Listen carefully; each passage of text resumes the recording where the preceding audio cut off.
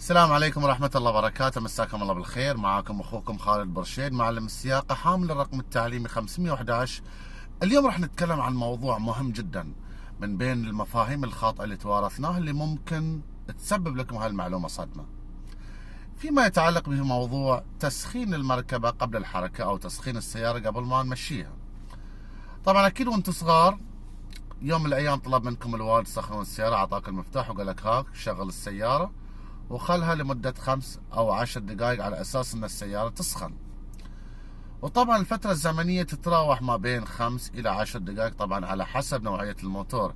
إذا كان من نوع فيول انجكشن فالفترة 5 دقائق، وإذا كان كاربيتر ف10 دقائق، يعني على حسب، ما في توقيت معين يعني، لكن أعطيكم المعدل يعني المتعارف عليه.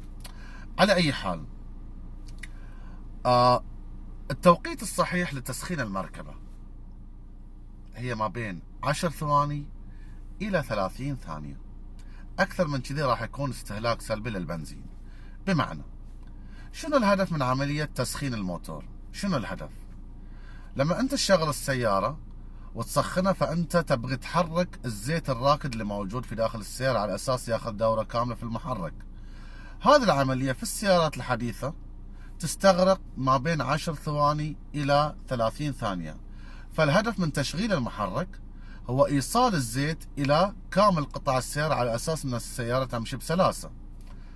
طيب، أكثر من كذي لما أنت تخلي السيارة واقفة لمدة 5 أو 10 دقائق فأنت تستهلك البنزين بشكل سلبي.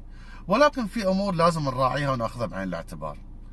لما أنت تشغل السيارة لمدة 10 إلى 30 ثانية وبتطلع بالسيارة، لازم تراعي التدرج في عملية السرعة. بمعنى، ما تحرك السيارة وتنطلق فيها بسرعات عالية وانت لسه مشغلها، لا، تحتاج ما بين 200 إلى 300 متر سياقة بشكل متوسط، على أساس أن الحرارة تبع السيارة أو تبع المحرك توصل إلى مستوى معين، بحيث أنه يكون هناك في عملية انسيابية في تحرك الزيت بداخل المحرك.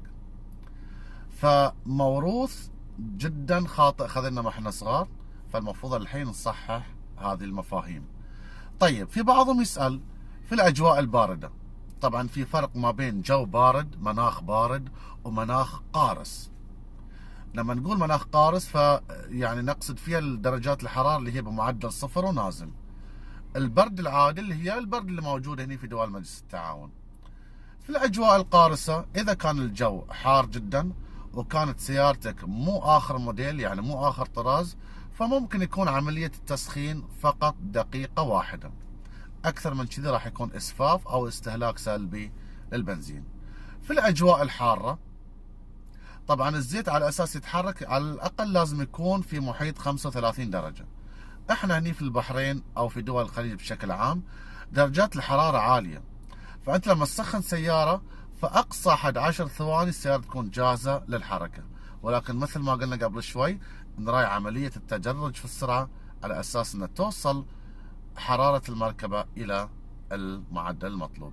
شكرا لكم على حسن المتابعة، يعطيكم العافية، أهلا وسهلا.